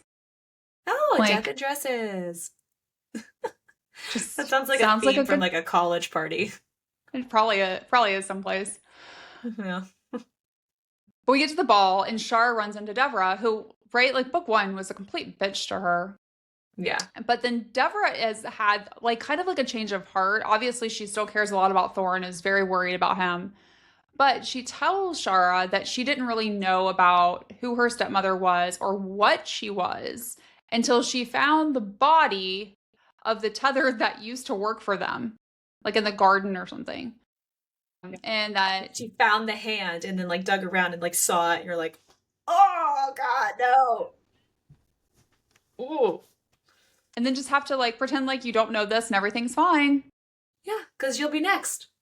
Exactly. So Deborah's worried for definitely Thorne and for Shara a little bit. And she tells Shara that she overheard her stepmother talking about terminating Shara and Thorne to another woman. And then, like moments later, Deborah goes, "That's her," and it's Lady Greystone, which is like a major bomb because prior to this point, even though Lady Greystone was definitely sketch, like in some of the last conversations, I didn't think she would try and kill Shara and Thorne. Yeah. You kind of thought that maybe she was going to help like protect him. Like she was talking about maybe you should marry my son or maybe you should marry the prince. Like, okay, so she's not all bad. She's just a little cray cray. But no, this lady cut her own fucking arm off. She is crazy. Super crazy. She's crazy. Crazy, And crazy. crazy meets crazy because we all know that Lady Verdun killed her own parents. So maybe the king just has a thing for crazy ladies. Some people do. And so he's got a type. The crazy murderers, apparently. Right? Yeah. Maybe he read one too many crime podcasts or something. I don't know. This is turning into a crime podcast, actually. We're going to talk about murder and how to solve them and yeah. But now we're going to move on to the major big event here with Shara trying to get into the vault with the histories, and Nev is going to help her because Nev's talent or one of her powers is transporting. So Maud says this may work or it may not work because it's very possible that she could get stuck inside of a wall because, nothing to worry about. It's just They'll be fine. it's gonna be fine. Everything's gonna be fine. And this kind of goes back and reminds us of when Violet and Eric back in Iron Flame, they go into the library and it's like, I really hope that this works, that I can like pull you through this like magical like sealant and everything works out. And so Maud's like, good luck, man. We'll see what happens. Um, and so Nev is obviously like she cares about Shara and she doesn't want to get her friend hurt, but it makes you wonder a bit how Shara thought she was going to read the histories, because it turns out the histories aren't actually a book. It's a person. It is a ancient old lady who is the historian, just like sitting in a room. And you're like, what the fuck? Right? I did not see that coming at all. I imagined it was like going to be all these books and like this huge library, like parchments and rolls, not a Yeah. person. Yeah, I legit thought it was going to be like the scene in Iron Flame where like they go in and there's just like books everywhere and they have to just like search and it's just like an interrogation room almost. Like this lady's just sitting there and just like, I've been waiting for you. And she just knows all the histories. And honestly, I was kind of worried for a second that this lady was gonna like eat them. Because honestly, she's at this probably point, hungry. I wouldn't. Yeah, right. Exactly. Like yeah, exactly. She's been in this box for so long. I'm like, at this point, I wouldn't put cannibalism past anything. Like who knows? But that doesn't happen, guys. Don't worry. Nothing. That's not a trigger warning. There is no cannibalism in the book. You're fine. At least not in this book. But anyway, so the historian basically, in a way, kind of like shares her brain with Shara and like shows her everything, like from the beginning of time almost to like now. And Shara learns all of the truth about how the president of Cravan was connected to all of the other lands, and he was a wealthy businessman named there No, was a then a wealth wealthy businessman. yeah, Yeah, because we and had there president. was Yeah. yeah, there's a lot to unpack here, you guys. There's a wealthy businessman who staged a coup, made himself the king. I'm Hmm. not gonna say it, but you know what I'm thinking. He used a bunch of propaganda to blame the Tethereds, which led to this class system where the Tethereds have to live in the tower and serve the nobles. And we also learned from the historian that Shara can actually absorb the powers from other Tethereds, which is why she was able to see what the historian shared. So that's kind of like a plot twist in a way where it's like not only is Shara like a hunter, but she's like a conduit again, like that same kind of a thing. Like she can actually like pull in somebody else's power and use it, almost like a siphon, kind of, or exactly like a siphon, you know. So Shara is super powerful, way more than we originally thought. And the historian tells her that tonight is going to be brutal and cruel, and that it's only the beginning of the story. And Shara can just put an end to it. And it's kind of a prophecy, basically, of what's going to come later in this book and future books. And you're just like, my mind is blown right now. I need a moment, you know? And does everyone know this prophecy but Shara? Right? Because at this point, it's like, okay, Thorne knows stuff that he's not sharing. Like the story knows stuff. I think the king and Lady Verdane and Lady Greystone know some stuff. Like, does everyone know something except for her? And the crazy thing also is like this lady has been trapped inside this box. Like they built the house around this box where the histories are staying. And like she tells them later, like, oh, I don't need anything. Like I don't need food or water or sleep Son? or sun or air. I mean, again, you're like, how much air is in that room? I don't know. Um, so it's magic, basically. It's a magical box where a magical woman lives and knows the histories of the world. And then she's just like, the next person will take everything with them. Which honestly, I was a little scared. I'm like, is Shara gonna get trapped inside this box now? Like, is she gonna be allowed Ooh. to leave, or is Nev? Because it says like the next, like I will die, and the next person, will take this all with them. Is someone gonna get trapped there in that box? Like, are they gonna be allowed to come out of the vault? I honestly, for half a second, then was like, they're stuck there and they're screwed. How are they gonna get out? But they get out. It doesn't go well though when they get out. Doesn't go well, but they get out. They do get out. The story did say it was gonna be a brutal and cruel night. So Shara gets out. Talon's there with the royal guards. They know she was in the vault. And Talon says, like, I am willing to forgive this transgression, but my father is not. So once again, like we're getting the sense that Talon is not the bad guy that we thought he was. And Thorne has been taken or put into a flyer and is headed to the capital, which we learn later is definitely not on his own accord by any means. They take Shara to another dungeon. So poor girl's been in lots of dungeons, and she can feel this pain being inflicted on Thorne through their bond. And then the king stops by and he wants her to tell him the names of the Tethereds that she saw at the ball, and she's refusing. So right now she's just like, I'm done. Like you have me in the dungeon. You you won't tell me where Thorne is, or you won't give me Thorne. I'm not gonna help you. And then he wants to know what she saw in the vault. And she tells him she saw the truth. Not what it was, just that it was the truth. But then I know the truth, which is really powerful words. But then we have like the surprise that I once again did not see coming, which is the king sends in Valera into the cell with Shara, and she has a collar around her neck. And we learn that the king was the one in this scene that has been basically hurting Valera and just beat her again before sending her into the dungeon. I The Valera part really surprised me. Like my jaw dropped open. I was like, I did not see that coming.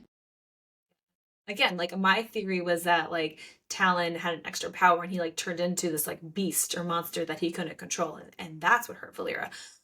Not that the king was a beast metaphorically. and was the one who was inflicting all of this pain on everyone. But it does make sense because he's a bully, and when bullies don't get their way, they take it out on whoever they can. And he already took it out on Talon by, killing his tethered. And now he's taking it out on Talon again by hurting Valera because he wants his son to be powerful. But here, Valera starts sharing the full truth about Talon, how the king saw Talon as a weapon when his power started working. And he's just volatile. He's someone whose emotions bring out their powers.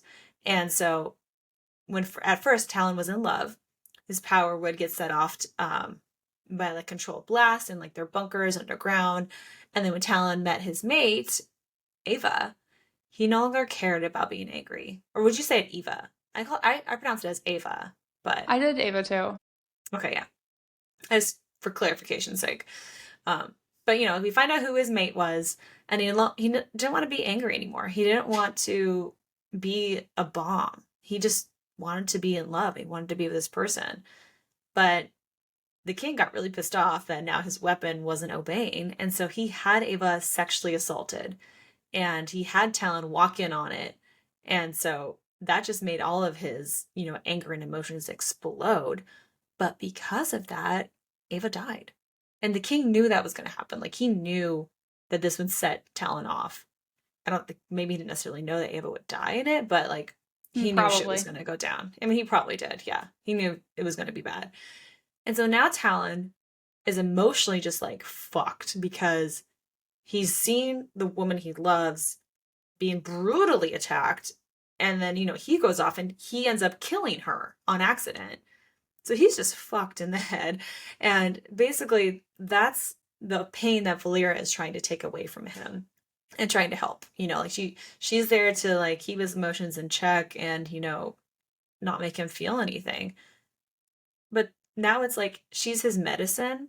And now the king is taking that medicine away from Talon. Like it's just, it's so fucked. You're like, oh my God, Talon, I'm so sorry that I thought all these horrible things about you because it's not your fault. Like it is. It is in a way, but like it's not, Yeah. So then you have Shara taken to this arena again, like this kind of like gladiator station where you see Talon and the king and Lady Verdane are all waiting, and they're joined then by Lady Greystone and Ellian. And we talked again about how Ellian can mindfuck people. Ellian was able to control Thorne and make him go to the capital. So now Thorne is like walking around in the capital and anything could happen to him. And it's like chaos because the capital is a shit show. But right there we find out that Lady Greystone and Lady Verdane are sisters. And they're both sleeping with the same dude. I forget what that's called. I think it's called like Snow Sisters or something, right? Where you sleep with the same Gross. guy. So disgusting. And we also find out that Ellian is also the king's son. So Ellian and Talon are cousins in a weird way. No, it's just like brothers. Right? No, they're brothers. Right. But like, which is like worse. Oh, they're like, I don't know. They're like, yeah, it's like they're brothers and cousins, right? Because they're sisters. Yeah. That's too many fucked. Connections. It's too bad. It's not good. But basically, that's disgusting. I don't know what the king has going on other than he's the king. Maybe he's got a big dick. Who knows? Why do people keep coming to him? I don't know. But then Lady Greystone also shares that Shara's father is the reason she lost her arm. Because he put an implant in her arm, not the tower. She was never actually in the tower. And she tells Shara that Shara will make an excellent queen. And you're just like, wait, no, Shara is not going to do this. Like, Shara is not going to like roll over like a dog and marry Talon or Ellian. She's not going to do it. But, Lady Greystone wants this to happen because this whole world is fucked. And you're just like, oh my God, everything was planned in a weird way. And again, like the historian said, like, this night is just the beginning. And it's going to be brutal. because then we have the king bringing Valera and Archer into the arena, and he does to try and torture Talon and make him use his powers, because the king believes that unleashing Talon's powers would end the Quiet War and make everyone afraid of them. And the king tells Archer and Valera to fight until one or both of them are dead, so kind of like the championship again. And they refuse because they love each other. And then Ilian tries to take control of their minds, and he does, and he forces them to try and attack each other. And this was like so heartbreaking to read, because throughout the scene, they try and fight so hard to like fight off him and his control and not hurt each other. And then you have Talon, who is like breaking down watching this happen, and he can't do anything, and it's destroying him. And then you see like really Archer's sacrifice, and he ends up killing himself to try and save Valera, thinking that like if he dies, then maybe she can live. But then she sees him die, and it's very Romeo and Juliet, and she ends up killing herself after he dies. And so they are dead, and Talon just has like, he's fueled with rage right now because the person that he thought cared most about him in the entire world now is dead. And the king is happy. The king is like, yay, exactly what I planned. And he tells Talon to like save the rage for when they need it. Like, hey, I know I made you feel all these emotions, bottle it up, and I'll let you know when you can use it. And then he says that they'll lock Shara up until she agrees to marry him, because their two combined powers could take down every enemy. Why are we trying, like, why are they continuing to try and marry Shara to literally, like, Talon, Ilian, like, it doesn't matter. She needs to be queen somehow. Like, that is the plan. And you're just like, Shara, you woke up this morning not knowing that they were going to try and make you queen, but yeah, you're going to be queen somehow. Somehow. And you don't get to say We don't really care who. Yeah, but it's not going to be Thorne. You don't get to be definitely with Thorne. not Thorne. That's not according to them. So Shara is trying to plead with Talon, like, don't hurt anyone. And I feel like, you know, she's like use your power for good, like indicating that she sees the good in him. And he doesn't seem that there's anything left in the realm worth saving, right? And he makes a couple comments about that. And he tells Shara to leave and go find Thorne. And then Ilian tries to control Talon's mind, which then makes, you know, Lady Greystone muse, well, if Talon and the king both die, then Ilian would become king, which is something he made a previous comment about, like, hey, then if things go the way as planned, the next king would be great, which at the time you think of nothing, and you realize, maybe the two of them have been plotting this all along. There's been a lot of scheming going on in this book. Lots of scheming, lots of backstabbing. It's just, it's such a good book. Oh my gosh, I love this so much. So then Shara uses her power to take that kind of power from Valera. So remember, she can touch someone and like siphon and like take their power. And Valera's power, you know, is moving objects. So she uses that power to fling weapons over at Lady Greystone and Ilian. And then Talon turns and tells her to run, and she does. And we were kind of like, okay, Talon's gonna take care of this shit. So he's showing a little bit of, you know, he's could be a good guy. You know, he tries to help her. And we have Maud guiding Shara to the tunnels, because we remember hearing about these tunnels that were able to get to the capital. She's set out now on a mission to find Thorne. And of course, guess who finds her? Mercutio. So he finds her, and you're just like, how did you survive? How did you get here? But you're very happy to see him. And that's how the book ends. And you're just like, she's running through the tunnels. She has Mercutio. She's trying to find Thorne. You hear these big, crazy things going on in the background. Yeah. And you're just like, who's alive? I don't know. But we do get an epilogue. So here we have Shara has a vision of Thorne in the capital, on his knees with men in gray masks surrounding him, and she can feel his hope waning. But she's determined to get to him and get to them. And you're just like, cliffhanger, hello, what?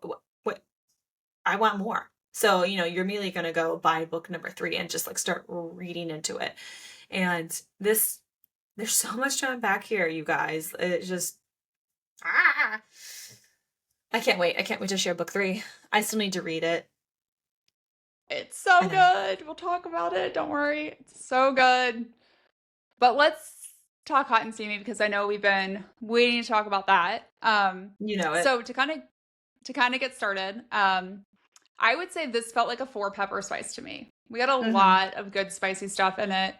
It definitely like ratcheted up above the last book. So we had a number of chapters, 1, 2, 3, 4, 5, 6 chapters of spice. I'll start with the mild ones. So the mild Save me to do the ones. dirty work. And I'm gonna save the real dirty ones for Megan because she's got places marked. So chapter 13, we have like Talon and Valera, like they're getting handsy at like that first dinner party we go to. And then in chapter 15, they have sex at the dinner party. Which, like Shara gets to I don't know, she doesn't really see it. It's very, I would say, kind of like closed door in both situations. Like you can see them kind of like they're doing some stuff, but it's not very descriptive. Then we get to chapter 20. Let's see. I mean, so here you guys know they're in a maze, and so they're trying to like hide and stuff, but it's just like so much teasing is going on. He's just like soon beautiful, and he kisses his way down her belly soon. And he's like gripping the seam of her pajama bottoms, pulling them down, like just like the moaning and like the deep like emotions that she's feeling is projected like on the pages, and you're just like loving it. And she's just like, mine, you're mine now and always. And he says, I am yours. And then she gets really into it and says, I need you inside me. My body is aching for you. I can't stand waiting another second. And he, as a gentleman, says, I want you to come for me first. I insist on it. And there's a little bit of banter between them, She's like, oh, you insist, do you? And he's like, oh, I do. And he like sticks his fingers inside, and he's just like, I have lived and breathed and waited for this moment right here. All I could think about in the cold of that cell was getting my mouth on you again. Whatever pain I was in, all I wanted was to taste you, to feel you writhe for me. Don't deny me this, or I'll fall into madness. And they're just, I mean, you guys know what happens, but basically he is really good with his tongue, working circles, and he's just like, I'm claiming you. You are mine. I want your taste all over me. It is good, you guys. It's good. That's a great scene, honestly. And then, of course, she returns the favor because she's, very kind that way. And we know that he's enjoying himself because he's like putting his hands in her hair while she's going down on him. And you guys, this is just so good. I mean, again, if you can put this on audiobook, you will have a nice evening. Have a glass of wine. Turn this chapter on. Enjoy. Anyway, then we get more sex later, as if that wasn't juicy enough. We get to chapter 35, and this is when they have snuck off into the guest house at the little like residence, and he's literally just like, I'm gonna fuck you, and once you come for me, Shara, I need to feel it. I need you to surrender to me, and then I'll give you exactly what you want, and I promise I will take you hard. So there is just like good stuff in there. Yeah. There, Yeah. he just has some of the best lines. I don't know how else to describe it. Like oh, You just love it. Honestly, I'm gonna have my yes. husband read all of this, and but it's also like it's loving, like you can tell like they have a relationship, and that's also the part that like you want them to go the next level. You want to see them just like do it everywhere. Like do it in the guest house, do it in the maze, do it everywhere you want. They do have sex again in the guest house after they have a very intense conversation. Let me see, where's the best line for that one? I think the thing to your point about it becomes at this point, especially for me, like in the maze and the guest house scenes, it's definitely more about the bond that they are starting to feel for each other and the intimacy that's being created. I feel like in book one, when they had sex the first time or three times. It was definitely like they were enjoying and exploring that together for the first time. And this feels so much more intense and so much more intimate. And we get a lot more description. The spice is definitely more detailed, but I think it feels that way because the love for them has just ratcheted up to a whole nother level, which I think is what makes, these types of scenes so powerful. And I think why you and I gravitate to some of the spicy scenes is because when you are in a relationship that feels that way, like it just becomes something much bigger. Yeah. Like even here, like they say how much they love each other. Like she just says, like, I love you. You know that, don't you? He says, as surely as I know my own mind, I've never been more confident of anything in my life. For all my misfortune, I am the luckiest man in the world because I have you. And just like they hold each other and like she's like crying and like it's just, you love that. It's not just fucking. They're love making. And Yes. honestly, like that's what you kind of want in some of these books. I mean, sometimes, yeah, don't get me wrong, we want a good fuck scene, but we also love just like the love making and just the sweetness and the genuine caring for the other person. And I think sometimes we try and find that in our own lives, and if we're lucky, we do have that. And if we're not as lucky, we at least have these books, you And some know, of us are lucky and have both. and have both. Mm. Yes. Sorry, honey, I'm telling the whole world we have a great sex life and I got nothing to be ashamed about. Same girlfriend, same. And then we have one more sex scene, of course, in the palace map room. Basically, Thorne and Shara are just finding ways to have sex all the time, which I don't blame them. I mean, if the world's about to end and like you don't know what's going to happen tomorrow, like do it. Why Enjoy. not, right? But I do theorize a bit here. Like, what's going on with the fertility suppressors? Like, is that still active? Like, are we going to have a little Thorne Shara baby at some point? And if they have them, why are there still Why are there still tethered tethered children in the being world? born? Right? This goes I back to don't. everything we've said in the first book. Like, who knows? Okay. Well, Time let's to theorize. time to theorize. So Shara, is she part of a bigger prophecy? Is there a true prophecy? I don't know. Part of me says yes, because there are multiple references in the book about how she's going to help free her people, how she's going to save Cravan. They call her being a queen or making comments about how she should marry Talon or Ilion. Like, it, apparently those guys are interchangeable. But what's interesting is I'm like, but do you all know something that no one else knows? Because there are other books that I've read, right, where there is a clear prophecy and everyone knows it, but like the person it's about. And I'm like, is this that? Or is it something different? Or do they just know, like Thorne did, that there was another hunter and that she has a big role? Or do they assume? I don't know. It's like it's one of my big questions is there a big prophecy that exists? Who all knows it? And are they all puppet masters trying to get Shara through this prophecy or trying to prevent it from happening? Did her mom know about it? Also, I want to know, who is her sister? Where is her sister? Does she have these same powers that Shara does? Because clearly Shara inherited like the healing powers from her mom, and she also inherited like the hunter stuff from her dad. But like, what about her sister? Is she still Right? alive? Does she have the same I powers? Does don't she have different powers? I don't I don't know. And why is it like a just like one comment? Why did we know. just get Oh my like, god, hi, I just had an you have a idea right sister? now. What? What if Valera was her sister? Oh God, that would be so horrible.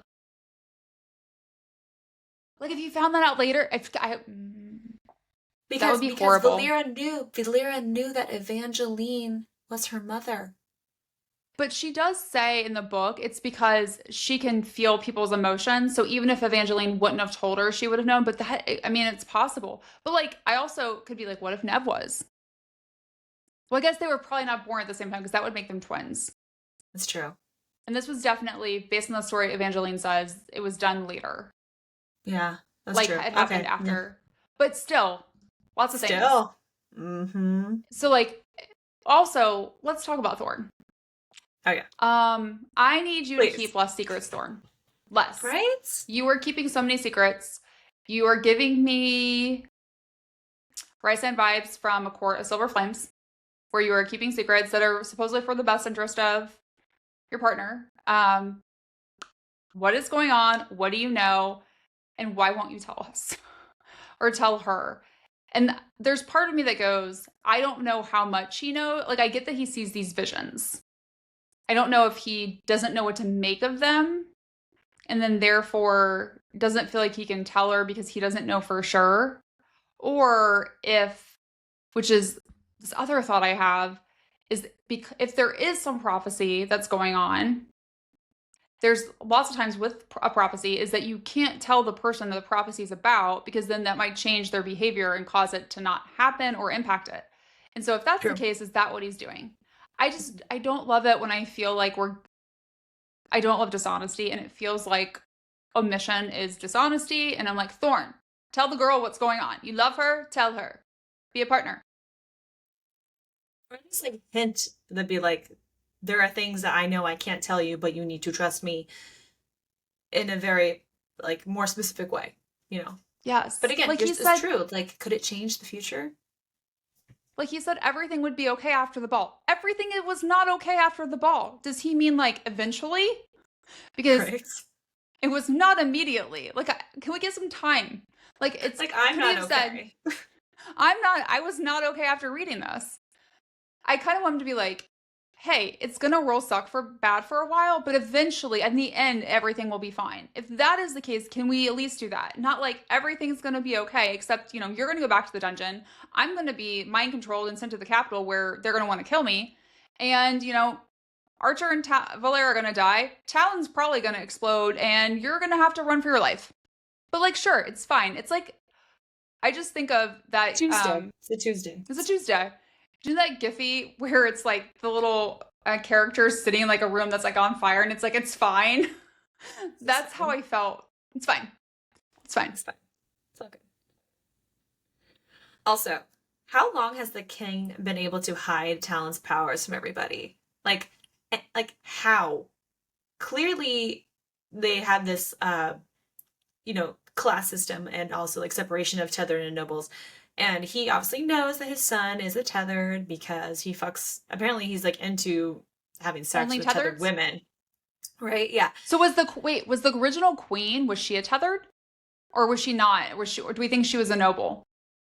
I know it was an arranged marriage. We get that kind of hint in book Yeah. one. Yeah. Also, who killed her? We never find out. At least in book Probably one and book Lady two. Verdam. That's what I assumed. Or maybe Lady Greystone. Those women don't Maybe. like to share, apparently, except with each other. And why hasn't he just why didn't he just remarry one of them? Well, he says at Like some point, I thought in the book about when you think he's nice and he's talking to Shara, he makes this weird comment about sometimes you can't be with who you want. yeah. So I guess maybe there is a reason why he can't marry Lady Verdam. But I mean, besides the Or fact Lady that she's a Greystone. crazy murder, well, they're both crazy murderers. They're both insane. But yeah, it's like she clearly had to marry Lord Verdam because, that whole situation. But then obviously she kills him.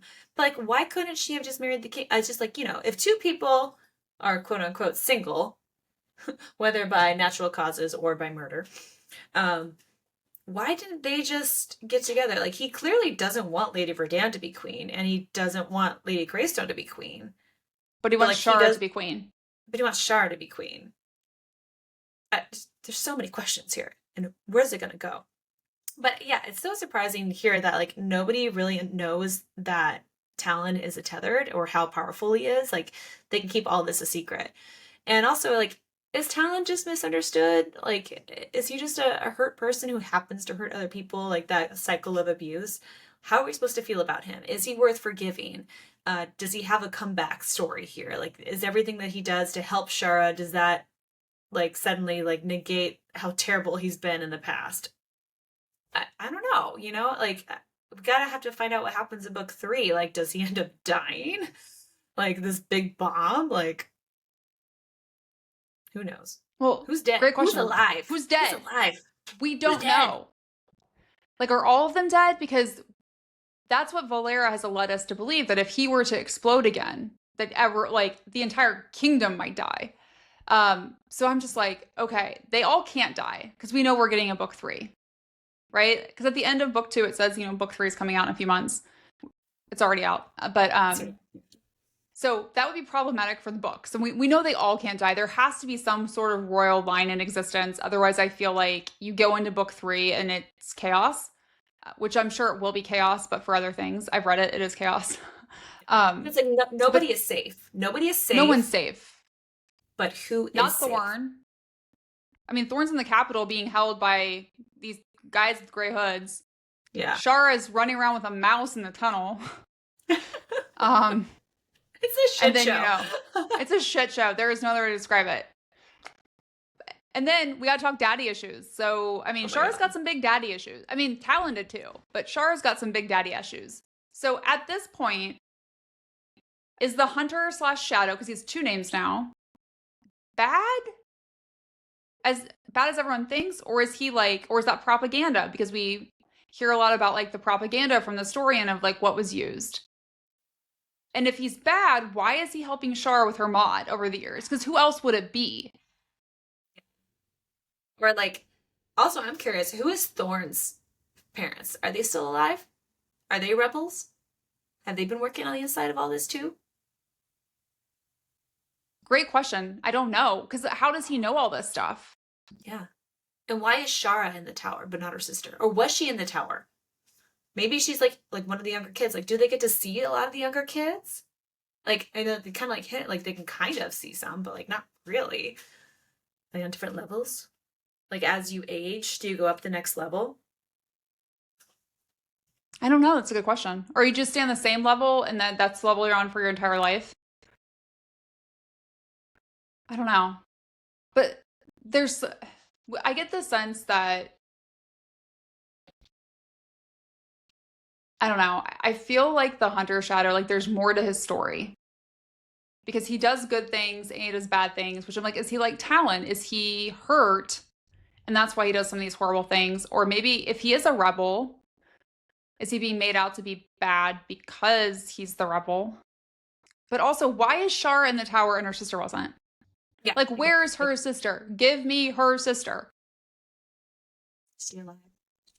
And if her dad's so powerful, why didn't he try and get Shara out of the tower? He could manipulate her mod. He could, I mean, he's done other things. So why hasn't he tried to like rescue her either in the tower or in Lady Verdan's house? It's so many questions, and I hope we get the answers to them. And I really just want, like, I want to know. I want to know so many things. Right? That's what makes it so good. But what also is great is the things that made my heart race and made my eyes roll. So obviously, I am super here for all of those hot and steamy, sexy scenes between Thorne and Shara. Like the spice in this book was so elevated compared to the first book. Plus, it was clear that their devotion to each other grew, like, especially the whole like touch her and die comments that Thorne would make. Um, and it's they love each other, they fall in love, they make love, then they fuck like rabbits, and you're here for it and you love it. But then we also have the arena scene. This is the heart racing different way. The arena scene between Valera and Archer. We were just seeing the devastation and the complete heartbreak of watching the person you love die, and also like they're being forced against their will to kill you. And I think it's very Romeo and Juliet, where like I refuse to live without you in this life because I need you so much. And like obviously they both have seen how that impacted Talon when he lost his tethered, like just the complete pain and agony that's overwhelming. Like that grief. There's a phrase of grief is just love with nowhere to go, and So true. it's true. It's so true. Like your love is just broken, and you can't give it to that person, and you just want it to end. And watching the two of them experience that with each other is just, you're like, I don't want them to die. I don't want anyone to die. I don't want them to kill each other. And obviously they don't, but they still die together. Trey It sad. made it made me think of when Liam dies in Fourth Wing. Ah, Like that's how it felt, right? Because like right, he dies saving Violet. It's a very selfless death. That's what this felt like. I mean, I cried. and he just wants to be with Day. He just wants to like crawl over and just like be next to his love Yes. in a different way. You know, it's not like a romantic love, obviously, between him and his dragon. It's, you know, the connection, their own tethered love, if you will. They just want to be together. I know. It was really heartbreaking. Now, things that could maybe roll my eyes or could use some improvement. I could have dealt with way less sexual assault threats from Talon. Yeah. I could have dealt with zero of them in this book, or maybe like one if we felt like it was necessary. I get that he thinks she's hot. I get that he's sexually attracted to her and wants to have sex with her. He has made that clear in book one. I don't feel like he needed to continue to remind her. She's not interested. Thorne will kill him if he touches her. So why does he keep doing it? And it does add a layer to his character about him being like hurtful and vindictive, which I can see that from like a plot standpoint of being necessary. But that came in book one, and at least enough for me, because he did actually sexually assault her in book one. So I didn't feel like it was necessary for him to keep doing it in book two. I didn't feel like it added to the plot to me, except just pissed me off, which maybe was the That point. I think it's the point. Like they're literally using sex as a weapon. Um, but not in the way that like she uses like her sex as a weapon to like get what she wants, you know, like she's, you know, trying to seduce people in a way. But he's using sex as a weapon of you don't do what I say and I am going to hurt you. And you're like, no. Not okay. Please don't do that. No, thank you. No means no. So yeah, but again, like maybe that's what we're supposed to feel. Maybe that is just another implication of how fucked up he is and how crazy this world is. That he clearly has mommy issues and daddy issues and doesn't know what's appropriate and is just a spoiled little prince in that sense. And he wants to get his way. Um, who knows? But another thing that I think we could have seen a little bit more of, and maybe this is more to come later, was like when she does turn over a tethered, like the Lord Malloy, he died, but nothing else really happened. Like obviously, like she was upset that her information caused it, but we didn't see anything else that shifted in her behavior because she was so worried about it earlier. So it's like, would that have been more impactful if more people got turned in and died? Um, or was it just like his death that made her feel guilty about giving the king names? Like it seemed like there was a lot of buildup of like I don't want to do the wrong thing and turn over the wrong person. But then he did die, but then like nothing else. Like but maybe that just comes later in book 3. Um or maybe that's just kind of like there's bigger things going on now and she doesn't have time to worry about that because now people are trying to make her queen or For real. It was not as fake yeah. as she thought. Yeah. Yeah. No, no, good point. I think what could have maybe made it more impactful is if she didn't feel as conflicted, like in the very first dinner party scene at the prefect's house. Like if we wouldn't have heard her like say, like, I don't know who to turn in, I feel bad about this. If she would have felt maybe nothing towards doing it, and then he died, and then she felt bad. Like that would have I always think about like things that happen in the plot and how they change the character emotionally, either positively or negatively. And this one didn't feel like it changed her emotionally. Like she felt bad, but she already felt bad. So It was kind of like it just emphasized what she was already feeling, you know. Yeah.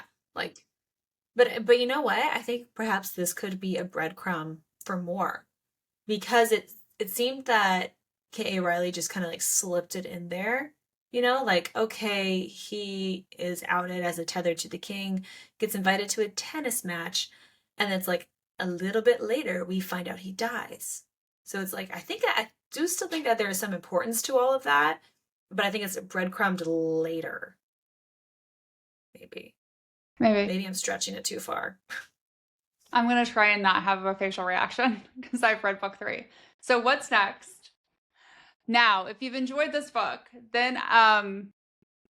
the third book in the series, it's called Queen. There are not enough words to describe what this book will make you feel when you read it. I Oh my like god. not enough words. It is, in my opinion, we'll see when Megan finishes it, her thoughts. It is by far the best book in the series so far. Um, it is so good. And don't worry, we'll do a full episode on this book too, because we are loving this entire series and can't stop, won't stop. Thanks for listening to Late Night Reads. Don't forget to follow us on Instagram, TikTok, and Facebook at Late Night Reads Podcast, and check out latenightreads.com for even more information about all the books we're reading. If you loved today's episode, make sure to subscribe, rate, and review our podcast, and share the show with your fellow book lovers.